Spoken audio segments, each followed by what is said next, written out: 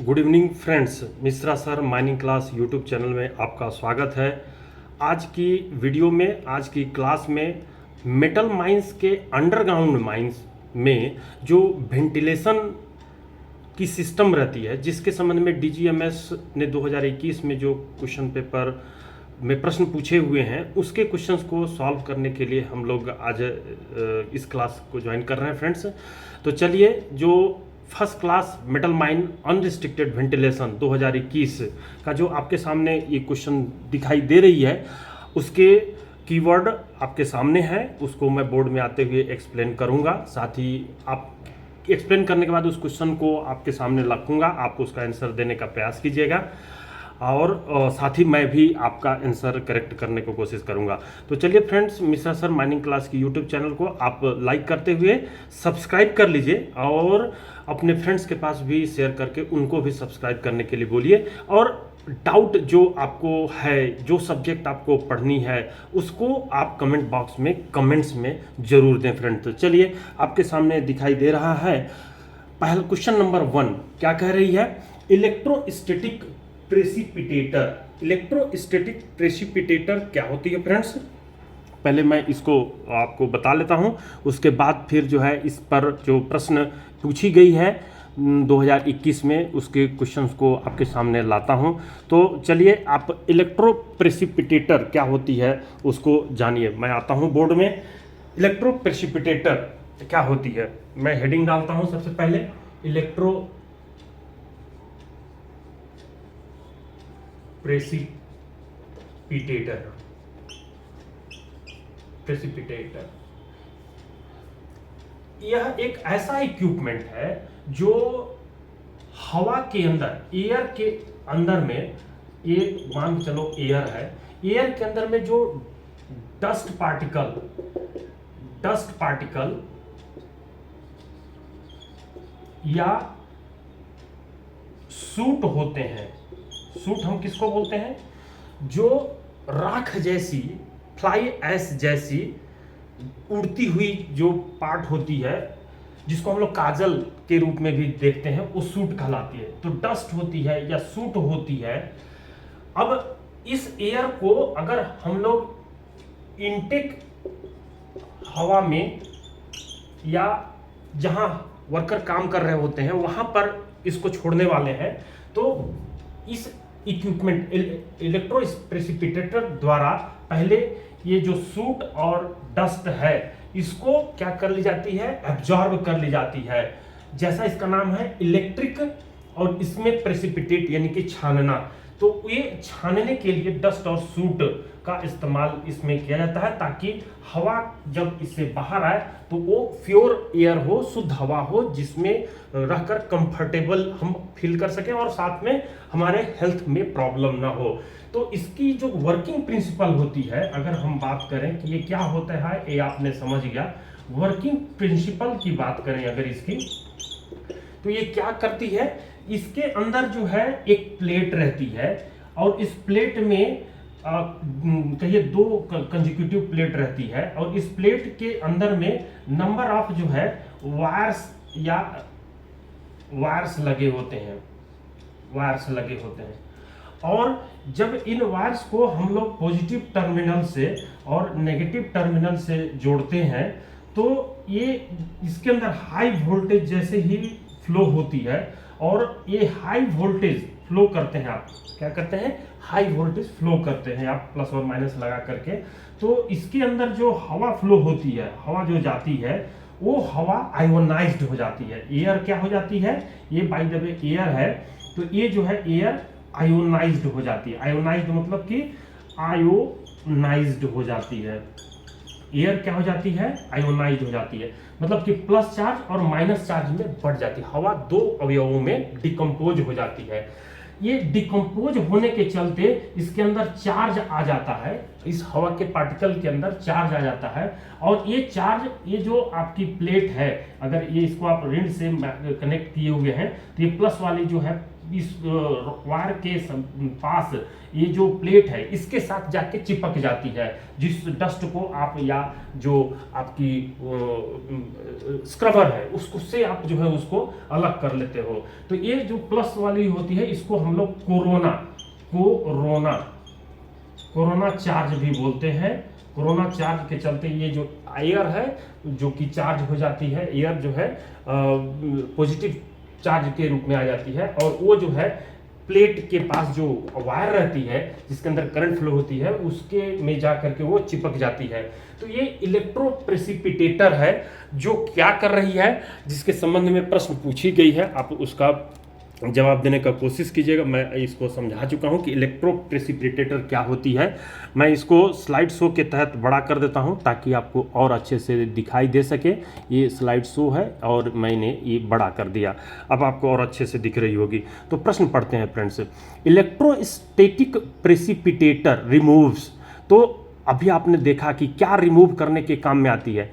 SO2, NO2, NOx यानी कि nitrogen के कंपाउंड्स, और डी है पार्टिकुलेट मैटर, ई है नन ऑफ दीज। तो यहाँ पर आंसर आप दे सकते हैं मेरे को जहाँ तक आप लग रही है कि कमेंट्स बॉक्स में जब आपकी लाइव क्लास चलेगी यूट्यूब के थ्रू तो आप जो है इसका आंसर देंगे। मैं 4 से 5 सेकंड का समय दूंगा आपको। तो ये मैं यहाँ पर आपको लिख रहा हूँ ANS, जिसकी आप आंसर देंगे। ये आंसर हो गई क्या चीज़, डी नंबर। आप इसी तरीके से कमेंट्स बॉक्स में आंसर देने का प्रयास कीजिएगा। तो ये आंसर पार्टिकुलेट मैटर, पार्टिकुलेट कहने का मतलब कि हवा में जो डस्ट पार्टिकल होते हैं, सूट पार्टिकल होते हैं, जो पार्टिकल बहुत ही कम साइज के होते हैं, वो छान लिए जाते हैं।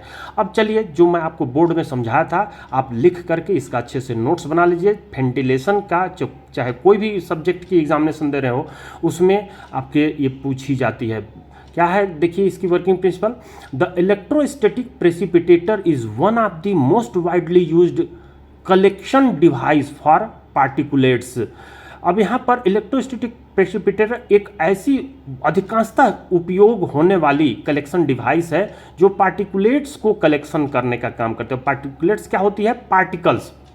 आगे और क्लियर होगी। इलेक्ट्रोस्टैटिक प्रेसिपिटेटर को हम लोग क्या कहते हैं, इलेक्ट्रोस्टैटिक प्रेसिपिटेटर को हम लोग ESP शॉर्टकट में कह सकते हैं। Is a particulate collection device that removes particles from flowing gaseous stream.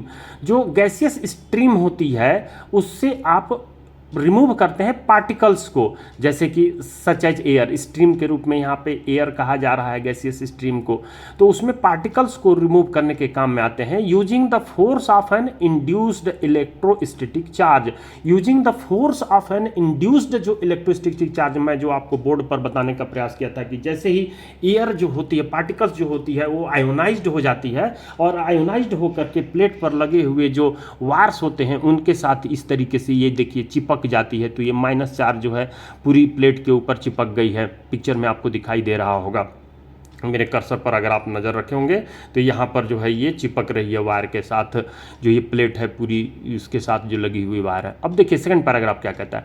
ESP can be operated at high temperature. High temperature मतलब कि अत्यधिक तापमान और प्रेशर पर ये ऑपरेट किया जा सकता है। And it's power equipment is high, इसकी पावर रिक्वायरमेंट भी जो होती है हाई होती है। 12,000 वोल्ट यानी 12 kV वोल्ट पर जो है ये ऑपरेट होती है। And electrostatic precipitator is A type of filter, ये फिल्टर के प्रकार का प्रेसिपिटेटर होता है, यानी छानने वाला टाइप का। ड्राई स्क्रबर जिसको कहते हैं, ड्राई स्क्रबर और वेट स्क्रबर दो अन्य इक्विपमेंट है जो पोल्यूशन को कंट्रोल करने, पोल्यूशन को पोल्यूटेड एयर को प्रेसिपिटेट करने के लिए इस्तेमाल में लाए जाते हैं, छानने के लिए काम में लाए जाते हैं। दैट यूजेज स्टैटिक इलेक्ट्रिसिटी, जो यूज कैसे करती है स्टैटिक इलेक्ट्रिसिटी को, जैसे कि आपने 12,000 वोल्ट का आपने अप्लाई किया था, हाई वोल्टेज को अप्लाई किया था, तो ये जो है static electricity to remove soot, जैसा मैं बोर्ड पर भी लिखा था कि SOOT, वहाँ पर स्पेलिंग जो है जो भी हुई होगी, तो ये सूट SOOT होते, suit and S from exhaust fumes, जो आपने फ्यूम्स जो जनरेट होती है इंडस्ट्री से, जो एग्जॉस्ट के तौर पर वातावरण में मिलाई जाती है, तो उसको मिलाने से पहले ये सूट और ऐश को उसके द्वारा इलेक्ट्रोस्टैटिक प्रेसिपिटेटर के द्वारा छान लिया जाता है before they exist in the smokes stacks. तो उसको हम लोग को स्मोक स्टैक्स करने से पहले उसको छान लिया जाता है। आपके सामने एक पिक्चर दिखाई दे रही है electrostatic precipitator. ESP is like a gravity, मैं अगर स्लाइड शो के तहत इसको बड़ा कर दूं तो और अच्छे से आप पढ़ सकते हैं इसको। तो ये electrostatic precipitator is a like a gravity settler, मतलब ये ग्रेविटी सेटलर या सेंट्रीफ्यूगल सेपरेटर जैसा ही ये इक्विपमेंट होती है। But electrostatic force drives the particulates to the wall. तो ये जो इलेक्ट्रोस्टैटिक फोर्स जो जनरेट होती है ये पार्टिकल को ड्राइव करके कहाँ लेके जाती है, वॉल तक ले जाती है, प्लेट तक, कलेक्टिंग प्लेट तक लेके जाती है। और ये जो चार्ज्ड जो आपकी पार्टिकल्स है वो आकर यहाँ चिपक जाती है वॉल तक। The working mechanism and component of an ESP is shown in the figure. Is effective, it is effective on much smaller particles than the gravity settling chamber. तो ये जो एक और इक्विपमेंट बताई जा रही है ग्रेविटी सेटलिंग चेंबर और सेंट्रीफ्यूगल सेपरेटर के सापेक्ष ये बहुत ही कम स्मॉलर पार्टिकल को इफेक्टिवली जो है छान लेती है, प्रेसिपिटेट कर लेती है। In all 3 kinds of devices, जो आपने 3 टाइप का device, centrifugal separator, settling chamber और जो आपने देखा उसके सापेक्ष में ये बहुत ही कम साइज के पार्टिकल को छान लेती है। द विस्कस, जो कि स्टोक्स लॉ के आधार पर कहा जाता है, viscous resistance of an particle to being driven to the wall. तो viscous resistance of the particle जो होती है वो कहाँ तक, वॉल तक ड्रिवन करती है। Is proportional to the particulate matter. तो जो पार्टिकल मैटर रहती है उसके डायरेक्टली प्रोपोर्शनल में वो जितनी संख्या में ड्राइव होगी वो उसके डायरेक्टली प्रोपोर्शनल होती है। रेजिस्टेंस ऑफ द पार्टिकल्स जो होती है, viscous resistance of the particle जो होती है वो पार्टिकल डायमीटर के डायरेक्टली प्रोपोर्शनल होती है। ESP is the resisting force is proportional to the diameter. जो ESP होती है वो रेजिस्टिंग फोर्स जो जनरेट करती है वो डायमीटर, जो पार्टिकल की डायमीटर होती है उसके डायरेक्टली प्रोपोर्शनल होती है। To compute the efficiency particle diameter relationship, यानी कि हमको अगर एफिशिएंसी निकालनी हो पार्टिकुलेट डायमीटर के साथ तो वो उसके बीच में जो रिलेशनशिप होती है ईटा, इस सिंबल को हम लोग ईटा कहते हैं, जो मेरे कर्सर के साथ आप देख रहे होंगे। तो ईटा बराबर 1 minus exponential VT into A बटे में Q। यहाँ पर V is the terminal velocity, जिसको आप V वेलोसिटी कह सकते हैं, T for terminal settling velocity. जो चार्ज पार्टिकल होती है, जो डस्ट पार्टिकल के रूप में रहती है, वो चार्ज पार्टिकल की वेलोसिटी जो चिपकती है दीवार के साथ उसकी कहा जा रहा है, जो कि सेटल होती है वॉल के ऊपर। तो वो terminal settling velocity of the particulate matter की बात की जा रही है, जो कि VT है। उसमें आप area of the cross section of the plate का मल्टीप्लाई कीजिएगा और डिवाइड कीजिएगा rate of flow of polluted gas, जो हवा जिस रेट से फ्लो हो रही है, क्वांटिटी जिसको कह रहे हैं क्यूबिक मीटर पर सेकेंड में, उसको हमने इस तरीके से एरो मार्क से दर्शाया है। और ये जो है जाती है इसके अंदर, और जैसे ये वोल्टेज अप्लाई करते हैं हाई वोल्टेज, तो ये जो हवा जा रही होती है वो चार्ज हो जाती है। उसमें अंदर कोरोना चार्ज, देखिए यहाँ पर डर्टी एयर जा रही है और इसके अंदर डिस्चार्ज कोरोना जनरेट हो रहा है। नेगेटिव चार्ज वायर पर जाकर के ये चिपकती जाती है और ये जो है नंबर्स ऑफ वायर हैं जिससे बाहर होती है तो क्लीन एयर मिलती है। तो ये डस्ट पार्टिकल यहाँ पर चिपकते जाते हैं।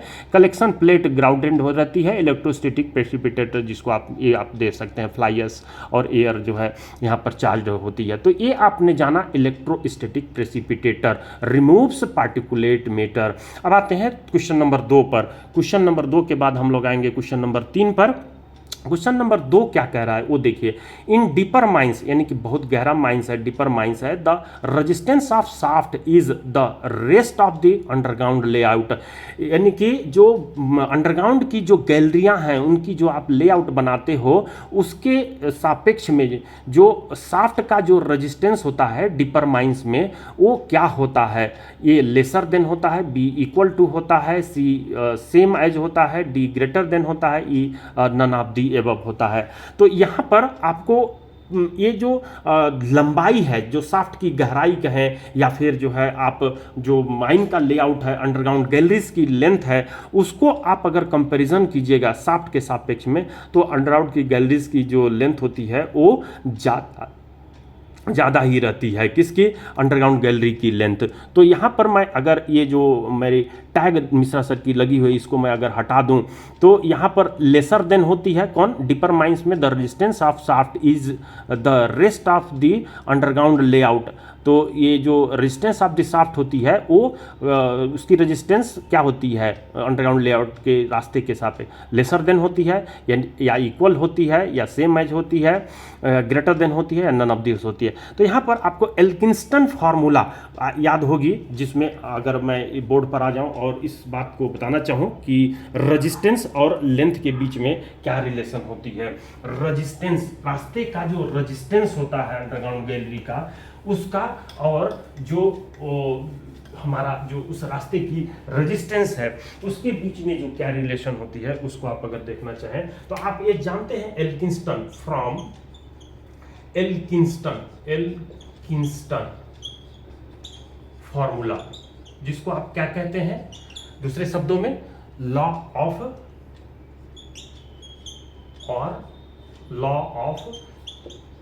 एयर फ्रिक्शन ये भी कहते हैं। इसके अनुसार P बराबर आप कहते हैं KS² बाई ए क्यूब कहते हैं। अब इसमें आपको देखना है किसके किसके बीच में रिलेशन, और इसी को आप एक भी कहते हैं क्या चीज, कि P बराबर RQ², P बराबर RQ², वेयर R बराबर KS बटे में ए क्यूब। अब यहाँ पर आप अगर रेगुलर पढ़ रहे हैं तो इसका P को आप क्या कहते हैं, pressure in pascal, pressure in mm of water gauge ले लीजिए, mm of water gauge. K क्या है, कोएफिशिएंट ऑफ फ्रिक्शन है, कोएफिशिएंट ऑफ फ्रिक्शन है। S क्या है, रबिंग सरफेस है, रबिंग सरफेस, जिसको हम लोग coefficient of friction rubbing surface, जिसको हम लोग किस में लेते हैं, इन मीटर स्क्वायर में लेते हैं।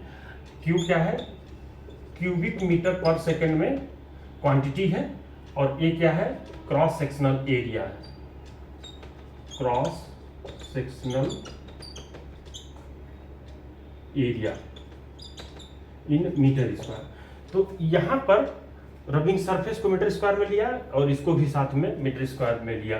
तो ये जो है आपके R क्या है, यहाँ पे रेजिस्टेंस है, R इज द रेजिस्टेंस,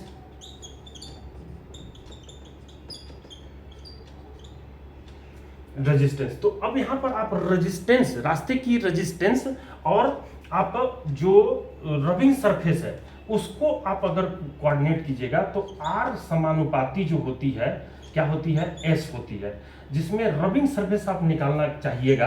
तो रबिंग सरफेस R बराबर जो होती है टू पेरीमीटर, जिसको हम लोग कहते हैं क्या चीज, पेरीमीटर, पेरीमीटर इंटू लेंथ। नीचे दिख रही होगी जहां तक है, मैं देख लेता हूं एक बार नीचे दिख रही है कि नहीं दिख रही है। तो पेरीमीटर इंटू लेंथ दिख रही है। तो ये पेरीमीटर इंटू लेंथ, पेरीमीटर में अब ये कैसी शेप की है उसके ऊपर डिपेंड करती है, लेकिन लेंथ यहाँ पर कांस्टेंट रहता है। लेंथ क्या रहती है, कांस्टेंट रहती है। पेरीमीटर में हम लोग ये देखते हैं कि दो ब्रैकेट में, अब लेंथ यहाँ पर कांस्टेंट नहीं है, यहाँ पर आपकी लेंथ से ही डिनोट किया है, जिसमें डीपर शाफ्ट है। शाफ्ट आपके प्रश्न में बोला गया है कि ये शाफ्ट है जो कि डीपर शाफ्ट है, डीपर शाफ्ट है, डीपर शाफ्ट है, जिसको अगर हम लोग L कहते हैं तो यहाँ पर ये डीपर शाफ्ट L जो होती है वो लेस देन होगी, किसके सापेक्ष में, अंडरग्राउंड गैलरी की लेंथ के सापेक्ष में, लेंथ ऑफ यूजी गैलरी। अब यहाँ देखिएगा तो ये जो एल है वो क्या है, लेस देन, ये सिंबल है लेस देन का, तो एल जो है बहुत कम है। तो अगर ये जो लेंथ कह रहे हैं, अगर लेंथ शाफ्ट की बहुत कम है तो उस केस में रेजिस्टेंस भी क्या होगी, कम होगी, रेजिस्टेंस भी क्या होगी, लेस देन होगी, अगर ये लेंथ जिसकी भी कम रहेगी। तो लेंथ जिसकी कम, यहाँ पर हम लोग शाफ्ट की कम कह रहे हैं, जिसके आधार पर हम ये कह सकते हैं कि शाफ्ट का जो रेजिस्टेंस होता है वो अंडरग्राउंड लेआउट के सापेक्ष में लेसर देन होता है। अगर इसको मैं फिर से बड़ा कर दूं आपको दिखाने के लिए, तो आप जो है इसको और अच्छे से पढ़ पाएंगे। तो ये मैं चलिए स्लाइड शो के तहत पहले बड़ा कर देता हूँ। तो ये मैंने करंट स्लाइड से बड़ा कर दिया। अब आपको दिख रही हो कि इन deeper mines the resistance of the shaft is the rest of the underground layout is lesser than. यहाँ पर आंसर ए जो है आप टिक लगाइएगा। यहाँ पर मैं लिखा हूँ कि आर बराबर के एस बटे में ए क्यूब होता है, कि एस बटे में ए क्यूब होता है। तो आप जो है ये एस से ये डायरेक्टली प्रोपोर्शनल होती है, जबकि एस की फार्मूला मैं लिखा हूँ 2 ब्रैकेट में width plus height into L.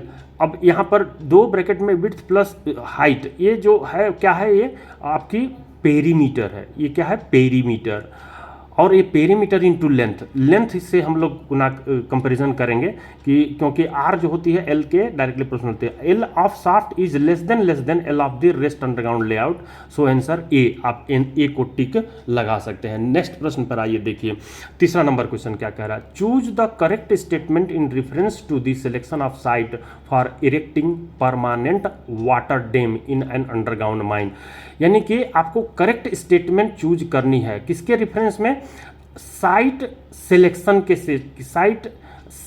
के केस में। किसके साइट के, water dam, permanent water dam आप इरेक्ट करने वाले हैं, उसके लिए साइट सिलेक्शन के केस में अंडरग्राउंड में आप जो है सही स्टेटमेंट चूज कीजिए। ऑप्शन ए कहता है head of water to be withstood by the dam should be as small as possible. कहने का मतलब कि जो आपका डैम होगी वो कम से कम हेड वाटर को विथ स्टैंड कर सकने वाली होनी चाहिए, स्मॉल एज पॉसिबल, कम होने वाली, जहाँ तक संभव है कम होने वाली हो। तो आप बना रहे हो पानी स्टोर करने के लिए, अब वो पानी स्टोर चाहोगे ना, कुआं बना रहे हो अपने सरफेस में, किसी जगह पर डैम बना रहे हो या तालाब बना रहे हो, तो उसमें आप चाहोगे कि ज़्यादा से ज़्यादा पानी इकट्ठा हो।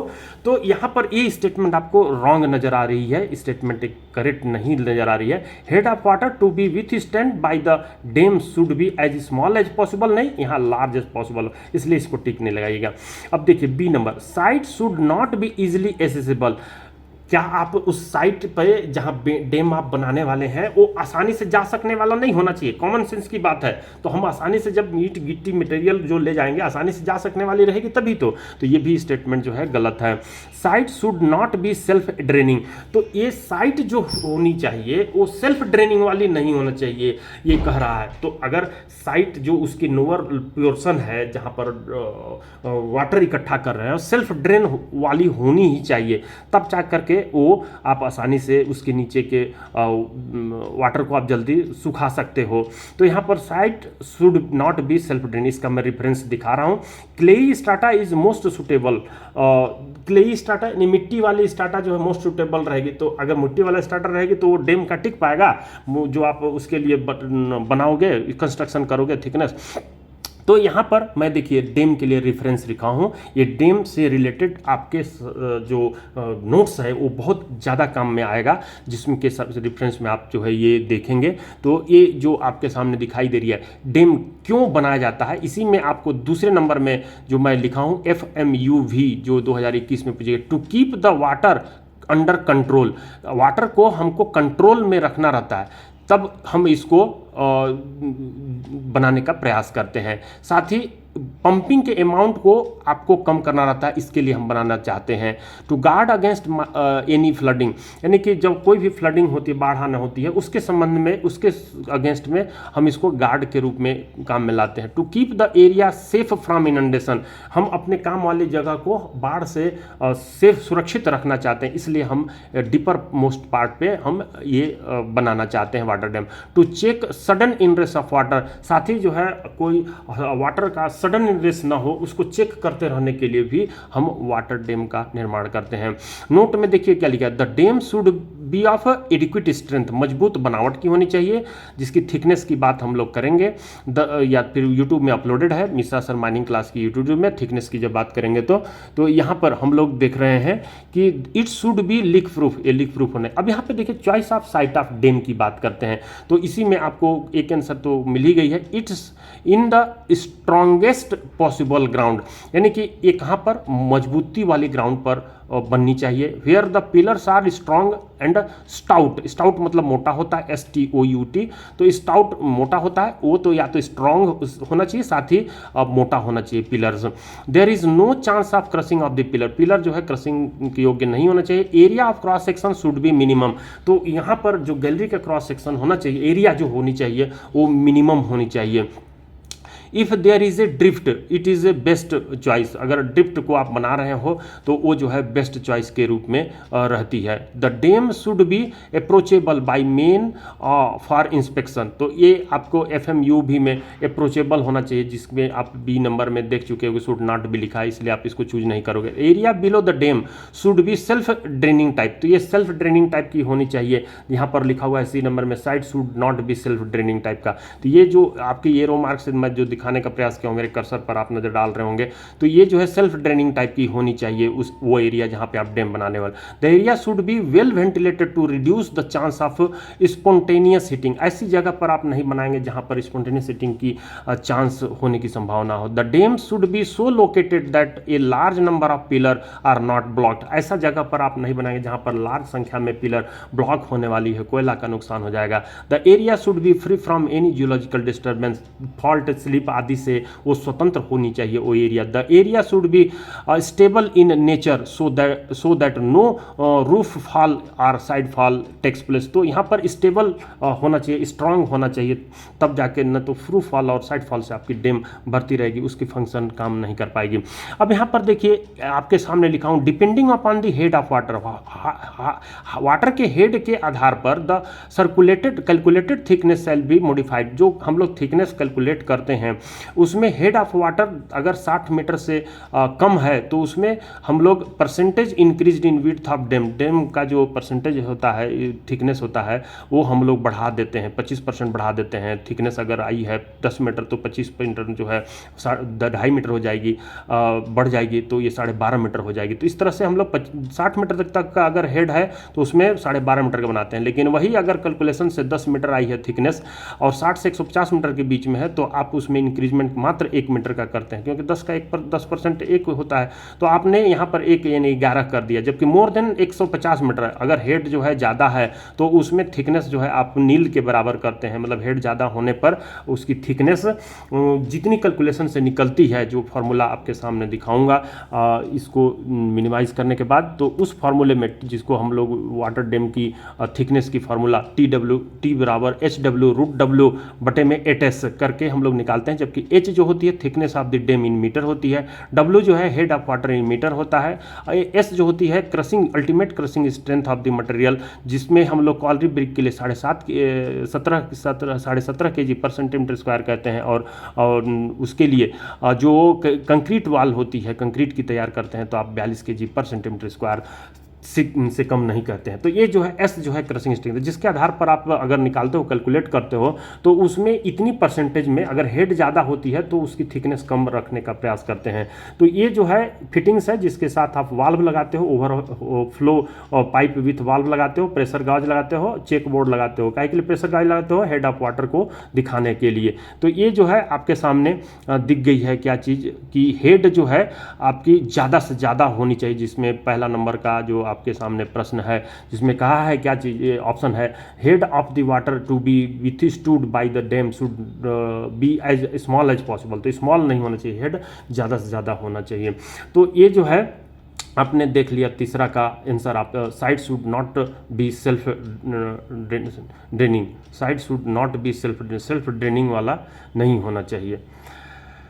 तो इसकी अगर प्रश्न में डाउट होगी तो आंसर मैं यहाँ आपको लिख के रखा हूँ, जिसके सामने आपको ये ऑप्शन में आंसर देनी है कि क्या होनी चाहिए। Site should be not be self draining होनी चाहिए कि site should be self draining वाला होना चाहिए। तो इसकी आंसर आप जो है देने का प्रयास कीजिएगा। चलिए आते हैं क्वेश्चन नंबर 5 पर।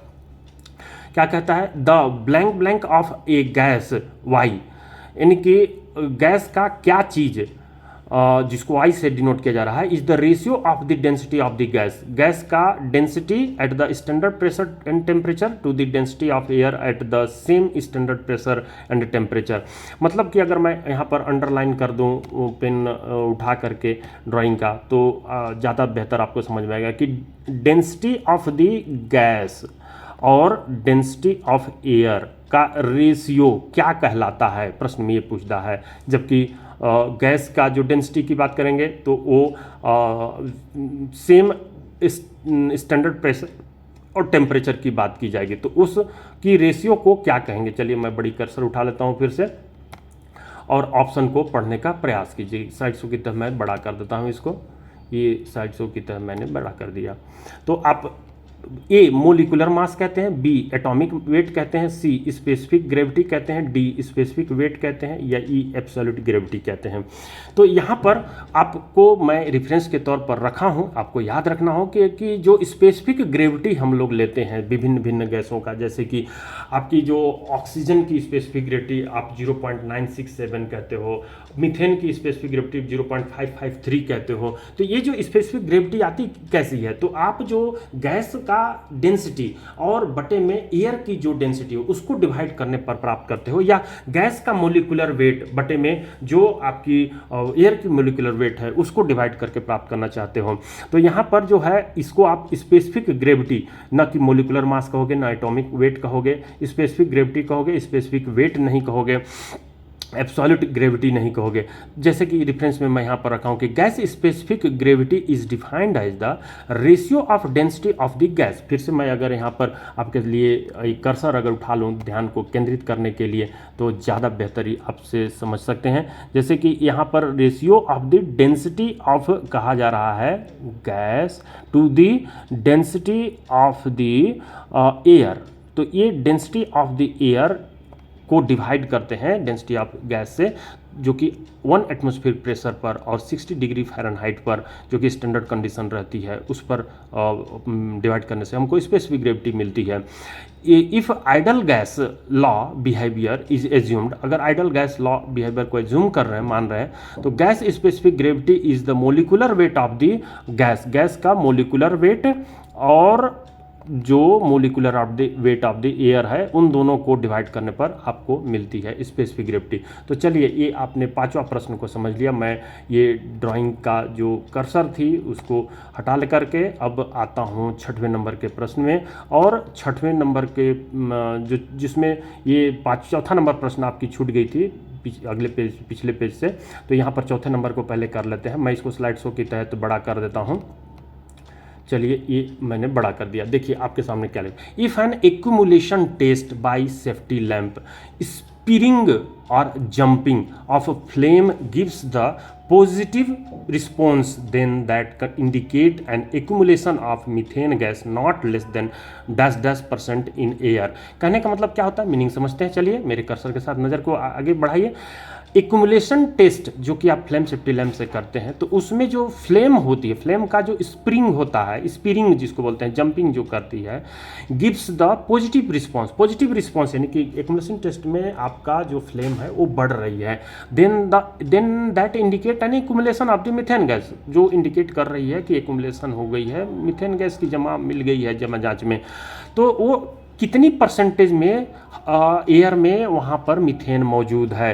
तो इसके रेफरेंस से आपको पता होना चाहिए कि एक्यूमुलेशन टेस्ट से 3% से कम गैस में हमको एक्यूमुलेशन जांच से पता नहीं चल पाती है। तो गैस मिली हुई मानी जाती है जब 3% से गैस ऊपर रहती है तभी। तो यहाँ पर not less than 3%, C answer को आप टिक लगा सकते हैं, जिसके संबंध में मैं element of mining D G Deshmukh का यहाँ आपके सामने कट पेस्ट रखा हूँ कि इफ़ इट स्पार्स यानी कि स्प्रिंग, जो वर्ड यहाँ पर लिखा हुआ है स्प्रिंग, वही वर्ड जो है मेरे कर्सर पर आप अगर नज़र रखेंगे तो देखिए कि इफ़ इट इज़ स्पार्स, जो कि स्प्रिंग लिखा है, और jumps the percentage of gas can be taken as nearly 3% or मोर। तो 3% और मोर से होना चाहिए, इसलिए यहाँ पर नॉट लेस देन, जिसको कह सकते हैं 3%। इस पर आंसर आ चुके हैं। अब इसी पर 8वां प्रश्न मैं अगर आपके सामने लेके आऊँ तो ये जो आखिरी लाइन है उसी से 8वां प्रश्न पूछा हुआ है। मैं ले आता हूँ 8वां नंबर का प्रश्न, पहले इसी के साथ कर लेते हैं। क्या है? If an accumulation test bye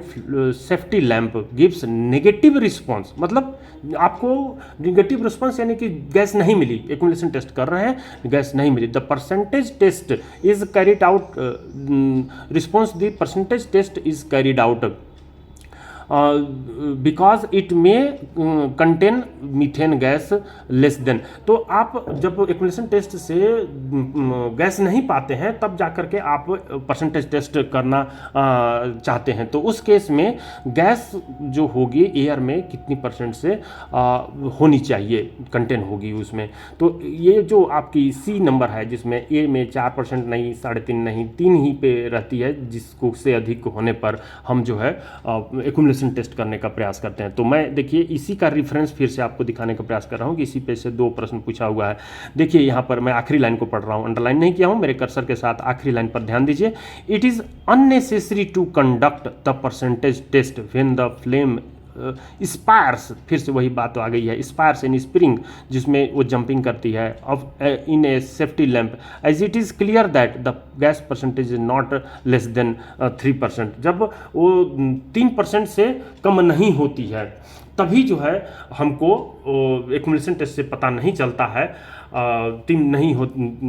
जब नहीं होती है, कम होती है, तब जाकर के हम लोग जो है ये कहते हैं कि परसेंटेज टेस्ट अब करनी होगी, परसेंटेज टेस्ट जो है अब हमको करना होगा। तो इस केस में हम लोगों को जो है ये रेफरेंस देख लिए और आते हैं नेक्स्ट प्रश्न पर, जिसमें क्वेश्चन नंबर क्या कहती है, 6वां नंबर क्या कह रहा है? No auxiliary fan shall be started, कोई भी ऑक्सिलरी फैन स्टार्ट नहीं की जाएगी या रोकी नहीं जाएगी या रिमूव नहीं की जाएगी या रिप्लेस नहीं की जाएगी और इन एनी वे अल्टर्ड या किसी भी और तरीके से परिवर्तित नहीं की जाएगी या इन्फेरेड या उसमें छेड़छाड़ नहीं की जाएगी विथ एक्सेप्ट बाय और ऑन द अथॉरिटी, मतलब कि इसके छोड़ करके अथॉरिटी जो एज पर द स्टेचू के अनुसार जो अथॉरिटी होंगे, वो कौन अथॉरिटी होंगे जिनकी आदेश पर ही आप स्टार्ट करने का काम, स्टॉप करने का काम, रिमूव करने का काम, रिप्लेस करने का काम या अल्टर्ड या इंटरफेयर करने का काम आप करेंगे। A number an official, B number a competent person, C number an agent, D number an assistant manager, E number mine manager. तो इसके संबंध में जो कोल माइंस रेगुलेशन 2017 का रेगुलेशन 161.2 है उसमें ये बात कही गई है, an all auxiliary fan, every auxiliary fan, जिसके मैं डायरेक्ट यहाँ पर लाऊं 2 नंबर पर आपसे ये प्रश्न पूछा गया है जो सब रेगुलेशन 2 है। No auxiliary fan shall be started, stopped, removed, replaced or in any way altered or interfered with except by or on the authority of an official। तो ऑफिशियल जो कि मैं यहाँ रेफरेंस तौर पर क्वेश्चन 6 भी लिख दिया हूँ, तो इस तरह से आप आंसर ए को टिक लगाइएगा। लेकिन यहीं पर आपकी ये पूरी नहीं होती है, आप ऑक्सिलरी फैन के संबंध में जितने पॉइंट्स हैं उसको आप जरूर कवर कर लीजिए कि सेल भी, जिसमें मैं सेकंड टॉप अगर कहूँगा तो सी नंबर आपसे प्रश्न पूछी जा सकती है। कैसी कह रहा है कि जो auxiliary fan, every auxiliary fan जो होगी shall have an air duct लगी हुई for conducting the air to और फ्रॉम द फेस और ब्लाइंड इंड। तो ब्लाइंड इंड होती है या फेस से हवा को पहुंचाने के लिए एयर डक्ट का इस्तेमाल करते हैं। Which shall be so maintained as to minimise any leakage, इसको इस तरीके से मेंटेन करके रखना होगा कि उसमें से लीकेज कम से कम हो of air and ensure an adequate supply of air to within 3.0 metre of the face. Face से 3 मीटर तक एडिक्वेट क्वांटिटी में हवा पहुंचनी चाहिए। एडिक्वेट क्वांटिटी जो कि अपना रेगुलेशन में दिया हुआ है 166 के तहत, जो एयर वेलोसिटी है उसके तहत वो क्वांटिटी उतनी पहुंचनी चाहिए। तो आपने ये देख लिया 3 मीटर तक आपको एडिक्वेट क्वांटिटी। अब यहाँ पर इससे जो रिलेटेड GSR 980E है, जिसमें आखिरी पॉइंट जो आप पढ़ेंगे, जो कि यहाँ पर मेंशन नहीं किया गया, in every below ground working condition for installation of 2 or more auxiliary fan in the same ventilation district or split shall be specified by the chief inspector in general order. तो यहाँ पर जो chief inspector होते हैं उन्हीं के जो specified condition होते हैं इन्हीं के आदेश पर आपको 2 या 2 से अधिक ऑक्सिलरी फैन एक ही डिस्ट्रिक्ट में आप लगा सकते हैं, जिसमें जो स्पेसिफाइड कंडीशन होंगे वो आपको 980E में 980E में GSR में मेंशन किया हुआ है कि 0.3% से अधिक जहां आप इंस्टॉल कर रहे हैं वहां पर गैस नहीं पहुंचनी चाहिए, और जो हवा खींच करके बाहर निकालने का जो एग्जॉस्ट है वहाँ से 0.5% से अधिक गैस उसके रिटर्न में नहीं होनी चाहिए। ये जो है 4.5 मीटर कम से कम कॉर्नर से, पिलर के कॉर्नर से, जिसके संबंध में मैं यूट्यूब में पहले डाल चुका हूँ, मिश्रा सर माइनिंग क्लास की यूट्यूब चैनल में ऑक्सिलरी फैन का push pull controlled recirculation ventilation के तहत। तो फेस के कॉर्नर से 4.5 मीटर दूर आपको स्टेबल करना रहता है। मैं अगर इंस्टॉलेशन की बात करूं ऑक्सिलरी फैन का, तो यहाँ पर जो आपके GSR 980E में जो दिया हुआ है उसको आप देखने का प्रयास कीजिए। ड्राइंग की तरह मैं समझाने का प्रयास कर रहा हूँ। ये जो 2 पॉइंट है, जिसमें चौथी पॉइंट और जो दूसरी पॉइंट से तो आपका प्रश्न पूछा हुआ है, और साथ ही जो 3 मीटर आपने देखा है फेस से 3 मीटर की दूरी पर, वो जो है आपको होनी चाहिए एडिक्वेट वेंटिलेशन। तो आपने ये अगर लॉन्ग वेंटिलेशन की बात किया और यहाँ से आप ये लॉन्ग हेडिंग चला रहे हैं और ये मेन हेडिंग है, इस मेन हेडिंग में अगर आपको इंस्टॉल करनी है ऑक्सिलरी फैन को तो कहाँ इंस्टॉल करेंगे? ये कॉर्नर है, ये आपकी फेस है, तो ये GSR में दिया हुआ है आपको। GSR कौन सी? GSR 980E।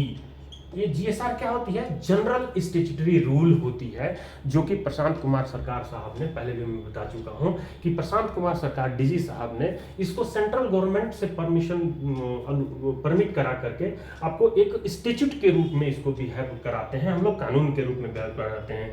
तो ये कॉर्नर से 4.5 मीटर दूर से अधिक दूरी पर ही आप इसको बैठाएंगे। 4.5 मीटर की दूरी पर यहाँ पर जो है आप इसको ऑक्सिलरी फैन को इंस्टॉल करेंगे, और इसके साथ जो है आप ईयर डक्ट लगा करके आप फेस के पास ले जाएंगे। ईयर डक्ट को 3 मीटर तक नहीं बढ़ाना है। कुछ लोग ये समझते हैं कि फेस से 3 मीटर दूरी तक इसको बढ़ा के रखना है, नहीं, 3 मीटर की दूरी तक बढ़ा के नहीं रखना है। फेस से 3 मीटर की दूरी पर अगर EMS आप यहाँ पे बनाते हैं, एयर मेजरमेंट स्टेशन बनाते हैं, और यहाँ पर आप मेजर करते हैं, आप इसको कितना बढ़ाएंगे आपकी एबिलिटी पर निर्भर करती है, ताकि यहाँ पर एडिक्वेट वेंटिलेशन मिल सके। एडिक्वेट वेंटिलेशन जो कि आपका कितना दूरी पर है? ये 3 मीटर की दूरी पर है, जो आपके प्रश्न में पूछा है। तो ये 4.5 मीटर और ये 3 मीटर, ये 2 बातें आप याद रखिए जो आपके एग्जामिनेशन में पूछता ही पूछता है। और एक चीज है जो कि यहाँ पर जो हवा घुस रही है ये 0.3% से अधिक नहीं होनी चाहिए, और यहाँ से जो हवा गैस निकल रही है इसमें 0.5% से अधिक नहीं होनी चाहिए गैस। तो एक जो टर्मिनोलॉजी है, जो फिगर्स हैं, उसको आप अपने दिमाग में बैठा लीजिए। ये सभी पॉइंट किसमें दिए हैं? GSR 980E में दिए हुए हैं, 980 में दिए हुए हैं, जिससे एग्जामिनेशन में आपकी पूछी ही जाएगी। चलिए आते हैं नेक्स्ट प्रश्न पे। आपने ये देख लिया कि ऑफिशियल ही जो है, ऑफिशियल के आदेश पर ही जो है आप इसको बनाने का अल्टर करने, स्टार्ट करने या करने का काम करेंगे। तो ये आपकी की पॉइंट हो गई। चलिए आते हैं क्वेश्चन नंबर 7 को पढ़ते हैं। क्वेश्चन 7 नंबर में क्या कह रहा है कि मेरे कर्सर पर नज़र रखियो 7 नंबर में क्या कह रहा है? At what percentage of oxygen in mine air a person starts feeling dizziness. Dizziness मतलब यहाँ पे मैं लिखा हूँ चक्कर, मैं ये कन्वर्ट कर दिया हूँ आप समझने के लिए। At what percentage of oxygen, किस परसेंटेज में माइन एयर में a person start feeling dizziness, person जो होते हैं वो डिजीनेस फीलिंग करते हैं, चक्कर आने लगती है। Buzzing in the air, air में जो है बजिंग होने लगती है, और रैपिड हार्ट बीट होने लगती है। तो ऑक्सीजन परसेंटेज बताना है आपको, 19%, 17%, 15%, 13%, 10%। तो यहाँ पर जो हमारी क्लास में रेगुलर वेंटिलेशन की कर रहे हैं उसमें वो ये गैस के परसेंटेज का टेबल एक मैं बना करके दिया हूँ, जिसकी कट पेस्ट आपके सामने रखा हूँ, जिसमें परसेंटेज ऑफ एयर आपके सामने जो कि ऑक्सीजन का ये परसेंटेज है उसका ह्यूमन बॉडी पर इफेक्ट, जिसमें 17% अगर ऑक्सीजन रहती है, 17.5% में तो फ्लेम सेफ्टी लैंप बुझ जाती है, लेकिन 17% अगर आपके सामने ऑक्सीजन हो गई है तो आपकी जो सांस होगी फास्टर हो जाएगी, डीप ब्रीदिंग हो जाएगी, डीप ब्रीदिंग हो जाएगी। तो ये जो है आप देख लिए कि फास्टर हो जाएगी, डीप ब्रीदिंग हो जाएगी 17% में। अब देखिए 15% में क्या होती है, डिजीनेस हो गई आपकी, आ गई आंसर। 15% में डिजीनेस यानी कि चक्कर आने लगेगी, बजिंग इन ईयर होने लगेगा, रैपिड हार्ट बीट होने लगेगा। तो ये आप 15% आंसर टिक लगा दीजिए। लेकिन यही तो नहीं आएगी, आपको 13% वाला भी याद रखना है। मे लॉस अनकॉन्सियसनेस, जो सजगता रहती है, जो कॉन्सियसनेस होती है उसकी लॉस होने लगेगी, हो सकती है विथ प्रोलॉन्ग्ड एक्सपोजर, लंबे समय तक अगर आप एक्सपोजर उसमें काम करते हैं या रहते हैं तो। अब 9% में आपको फेंटिंग होगी, साथ ही अनकॉन्सियस हो जाएगी। 7% में लाइफ जो होगा, जीवन खतरे में पड़ जाएगा। 6% में आप कन्वुल्सिव हो जाएंगे, मूवमेंट हो जाएगी और डेथ हो सकती है। तो ये आप जो मैं पढ़ाता हूँ उसकी पीपीटी जो मेरी तैयार है सिलेबस की, वेंटिलेशन की, और जो कई ईयर के क्वेश्चंस हैं उसके में ये पीपीटी सिलेबस में 6 नंबर पर ये मेंशन किया हुआ है, उसी का कट पेस्ट आपके सामने रखा हूँ।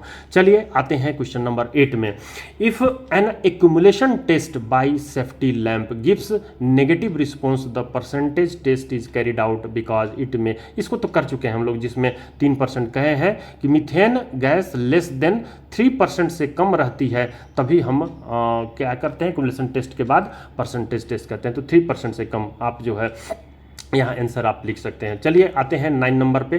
Frictional resistance offered by an airway. चलिए मैं इसको थोड़ी सी जो डाउन कर देता हूँ मिश्रा सर के टैग को, तो आपको ये जो वर्ड है और अच्छे से क्लियर होगा। तो क्या लिखा हुआ है, frictional resistance offered by an airway circulating certain quantity of air through fixed area of cross sectional is the least when the shape of airway is. इसका मतलब क्या हुआ कि frictional resistance offered by the airway circulating a certain quantity of air through fixed area of cross section. अगर आपके रास्ते की, underground रास्ते की जो क्रॉस सेक्शन है वो फिक्स्ड है मान लेते हैं, तो वो कौन सा शेप है जिसमें आपको एयरवे का कौन सी शेप है जिसमें लिस्ट फ्रिक्शनल रेजिस्टेंस नजर आती है। तो इस प्रश्न को सॉल्व करने के लिए लिस्ट फ्रिक्शनल रेजिस्टेंस, मैं फिर से एल्किंस्टन फार्मूले पर आता हूं, जो कि मैं यहां पर दिखा सकता हूं उसकी कट टेस्ट को, लेकिन आपको फिर से आता हूं किसके ऊपर, एल्किंस्टन फार्मूले पर ही, जिसमें आपको लिस्ट रेजिस्टेंस किसकी होगी, किस शेप वाले आकृति की होगी। तो यहां पर आपके ऑप्शन में दिया है सर्कुलर दिया हुआ है, स्क्वायर दिया हुआ है, रेक्टेंगल दिया हुआ है, यानी कि इलिप्टिकल दिया हुआ है। तो यहाँ पर जो इतने शेप दिखाई दे रहे हैं, रोम्बस दिया हुआ है, ये रोम्बस दिया हुआ है। रोम्बस जो होती है ये 2 साइड पैरेलल होती है और 2 साइड अनइक्वल लेंथ की होती है। तो ये दोनों साइड जो होती है वो पैरेलल होती है, जिसको हम लोग रोम्बस बोलते हैं, रोम्बस। तो स्क्वायर आप जानते ही हैं, स्क्वायर क्या होती है, ये सर्कुलर है, ये रेक्टेंगल है, लिख देते हैं, ये इलिप्टिकल है, इलिप्टिकल अंडे की जैसी होती है, इलिप्टिकल। तो अब इसमें से कौन सी शेप का शाफ्ट आप बनाएंगे या जो एयरवे है अंडरग्राउंड का वो बनाएंगे जिसमें फ्रिक्शनल रेजिस्टेंस लेस होगी, लिस्ट होगी। तो आर बराबर यहाँ पर आपको सबका क्या दिख रहा है, पेरीमीटर दिख रही है, पेरीमीटर दिख रही है, जो कि आप एरिया नहीं कहेंगे, क्या चीज कहेंगे, पेरीमीटर कह सकते हैं। तो यहाँ पर जो आर होती है, आर अभी हम लोग देखे थे कि डायरेक्टली प्रोपोर्शनल होती है एस के। तो आर डायरेक्टली प्रोपोर्शनल एस मतलब कि आर जो होती है इसी को हम लोग कह सकते हैं 2 ब्रैकेट में विड्थ, जिसको हम लोग शब्दों में कहें तो क्या कहेंगे, पेरीमीटर, पेरीमीटर इनटू लेंथ, यहाँ पर लेंथ, वहां पर लेंथ कांस्टेंट नहीं थी क्वेश्चन नंबर 4 में, यहाँ पर लेंथ कांस्टेंट है। तो लेंथ अगर एक कांस्टेंट है तो पेरीमीटर के डायरेक्टली प्रोपोर्शनल होती है। तो आर जो है डायरेक्टली प्रोपोर्शनल अगर पेरीमीटर है तो पेरीमीटर यहाँ पर, जिसको इसके लिए पेरीमीटर पाई डी कहते हैं, पाई डी कहते हैं अगर डी जो है डायमीटर है, या 2 पाई आर कहते हैं। इसके लिए हम लोग जो पेरीमीटर होती है 4a होती है। इसके लिए पेरीमीटर जो होती है रेक्टेंगल की 2 ब्रैकेट में a प्लस b होती है, और इलिप्टिकल इस तरह से रोम्बस की चारों साइड को जोड़कर कम। तो इसमें देखेंगे कि जो सर्कल की जो पेरीमीटर होती है वो सबसे कम होती है सर्कल की। सर्कल पेरीमीटर जो होती है वो लेस देन होती है अदर। तो सर्कल की पेरीमीटर सबसे कम होती है, जिसके कारण से आप ये कह सकते हैं कि सर्कल का जो रेजिस्टेंस कोफिशिएंट ऑफ, जो रेजिस्टेंस होता है जिसको रेजिस्टेंस ही कहें आप, तो वो जो है सबसे कम होती है। तो ये जो आप आर डायरेक्टली प्रोपोर्शनल एस का है, उस आधार पर आप ये कह सकते हैं कि बी नंबर आंसर यहाँ पर सही है। इसके कस्ट टेस्ट को मैं अगर जो मिश्रा सर का टैग है उसको अगर ऊपर ले जाऊँ तो मैं यहाँ लिखा हूँ because rubbing surface of airway equals to perimeter into length, जिसके आधार पर पेरीमीटर जो होती है compare with perimeter of given option, square का 4a होता है, सर्कुलर का 2 पाई आर होता है, रेक्टेंगुलर का 2 ब्रैकेट में विड्थ प्लस हाइट होता है। तो ये रेक्टेंगुलर का पेरीमीटर की बात हो गई। ट्रेपेजोइडल का चारों साइड का सम होता है, एलिप्टिकल का। तो यहाँ पर circular perimeter is least, so there frictional resistance is least. तो यहाँ पर आंसर बी को आप टिक लगाइएगा। 9 नंबर का क्वेश्चन हो गई है। चलिए 10 नंबर के क्वेश्चन पर आते हैं और आप प्रश्न को समझने का प्रयास कीजिए। देखिए क्या लिखता है, diffusion is the natural process of intermingling, यानी कि उसका मिंगलिंग का मतलब मैं यहाँ पर लिखने का प्रयास किया हूँ एक दूसरे के साथ। तो diffusion is the natural process of intermingling of gases due to the presence of intermolecular spaces. This is the process of ventilation of long heading और ब्लाइंड इंड और old workings where a number. अब प्रश्न को, option को पढ़ने के पहले प्रश्न का मीनिंग समझते हैं। यहाँ पर डिफ्यूजन का जिसको डेफिनेशन बताने का प्रयास कर रहा है, क्या है एक डिफ्यूजन नेचुरल प्रोसेस है, किसका, गैसेस के इंटरमिंगलिंग का नेचुरल प्रोसेस है, जिसके कारण से due to the presence of intermolecular spaces, जो गैस में उपस्थित जो स्पेसेस होती है उसके कारण से इंटरमिंगलिंग गैस का प्रोसेस होती है, नेचुरल प्रोसेस होती है, उसी के कारण उसी को हम लोग डिफ्यूजन कहते हैं। This is the process of ventilation of long heading और blind end old working where, कहाँ जब आप ब्लाइंड एंडिंग का या ओल्ड वर्किंग का वेंटिलेशन करते हैं या लॉन्ग हेडिंग का वेंटिलेशन करते हैं, तो उस किस परिस्थिति में, वेयर कहाँ पर, fan pressure is very, fan pressure बहुत ज़्यादा होगी, तो फिर ये जो लॉन्ग हेडिंग होती है वो उसका वेंटिलेशन अच्छा तो होता है, फैन प्रेशर ज़्यादा रहती है तो, लेकिन ये कब जरूरत पड़ती है डिफ्यूजन से, ये वो उस समय नहीं हो पाता ventilation. There is a high humidity, high humidity रहेगी तो वहाँ पर डिफ्यूजन से वेंटिलेशन नहीं होता है।